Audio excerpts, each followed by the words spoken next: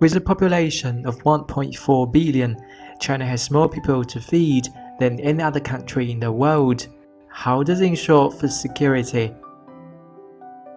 I'm now at the Shenyang depot of Sinogran, China's state stockpiler. Here, let's take a look at how the country has stored grain and prepare for rainy days.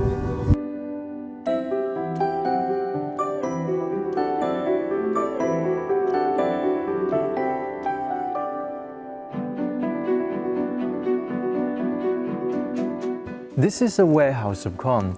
Inside there's actually an air conditioning system to make sure that the temperature stays around 23 degrees Celsius in summer.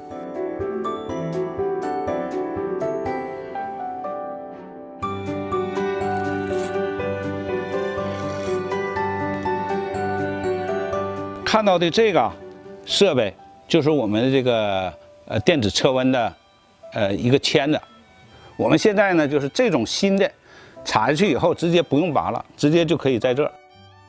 In fact, 3 ways of temperature control are used at the Shenyang depot. These are air conditioning, hot covering, and inner circulation.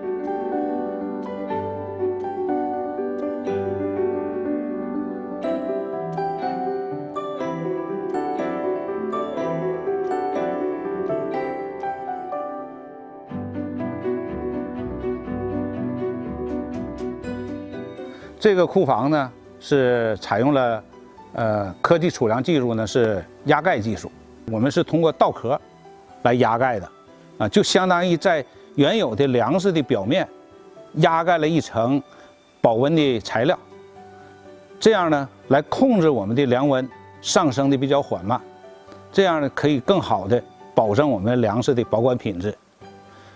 采取这种技术以后，一般讲。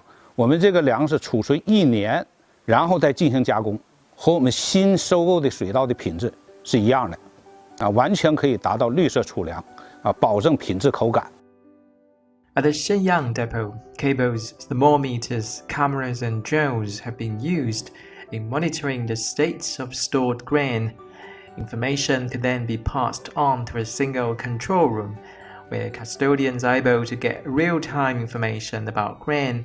Without actually going to the warehouses.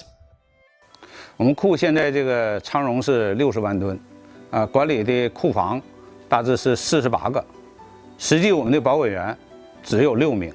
就我们现在一个浅盐仓，我们单体的仓容就是1万吨。这1万吨在过去的概念上来讲，就是一个乡的粮库的总量。那个时候乡里的这个粮库大概怎么也要需要180号人。 Staff have told me that here at the Shenyang depot, up to 600,000 tons of grain could be stored, and this will be enough to feed the entire Shenyang city with a population of 8.3 million for half a year. 作为我们这样一个农业大国、人口大国，就是说粮食这一块如果是不稳定，那就是说手里要是没粮，那你心中必慌；那手中要有粮，我们就不慌。 我们现在中储粮就起到了这个作用，我们的粮食是完全可以在特殊情况下满足正常需求的。